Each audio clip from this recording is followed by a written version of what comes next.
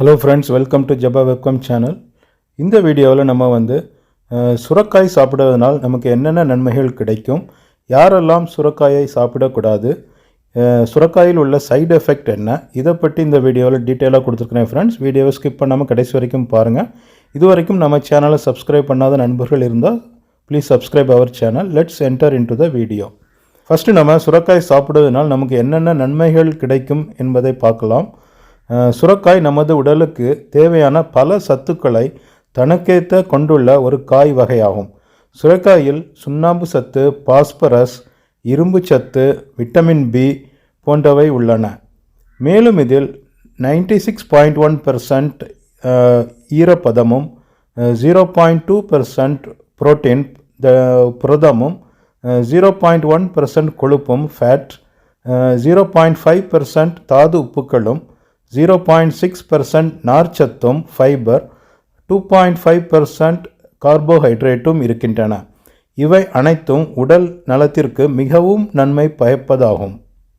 இந்த சுரக்காயை நாம் ரெகுலராக உட்கொள்ளும் போது நம்முடைய உடல் சூடு தணியும்.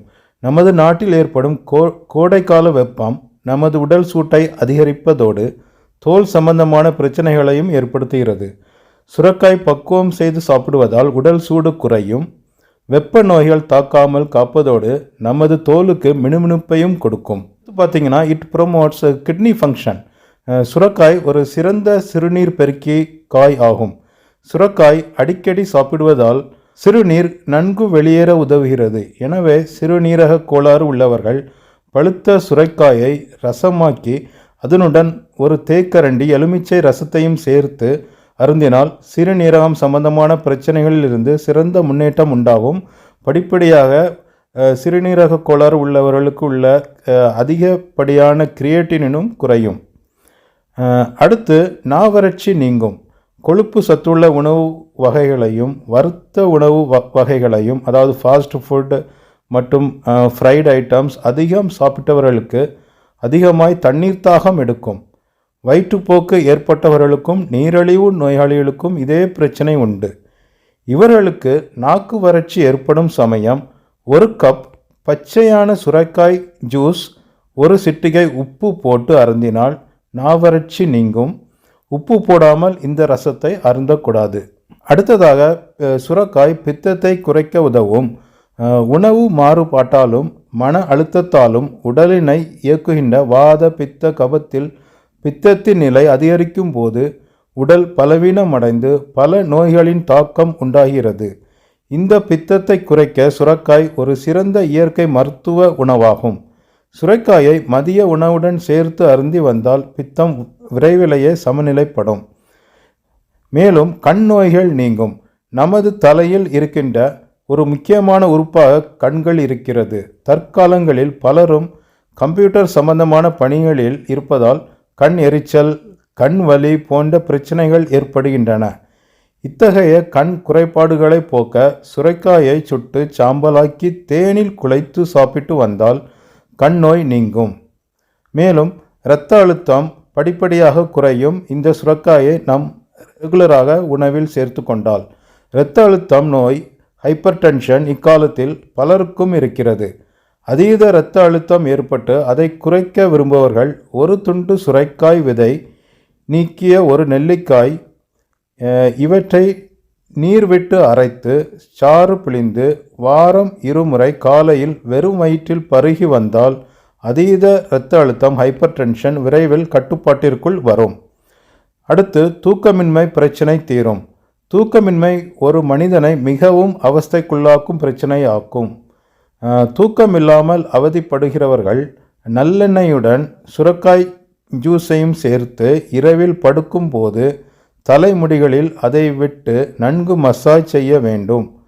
முடிக்கட்டைகள், தலைப்பகுதி முதலியவற்றில் சேர்த்து ஊறும் இந்த எண்ணெய் உடனே தூக்கத்தை வரவழைத்து விடும். சுரைக்காயின் இலைகளை சமைத்து உண்டாலும் தூக்கமின்மை நீங்கும். அடுத்து மூல பிரச்சனை தீரும். Haemorrhoids. It cures the haemorrhoids and piles. சுரைக்காய் நார்ச்சத்து அதிகம் கொண்டது என்பது அறிந்ததே. மலச்சிக்கல், குடலில் புண்கள் போன்றவை ஏற்பட்டவர்கள் தினமும் ஒருவேளை சுரைக்காய் சாப்பிட்டு வந்தால் குடல் புண்கள் ஆறும்.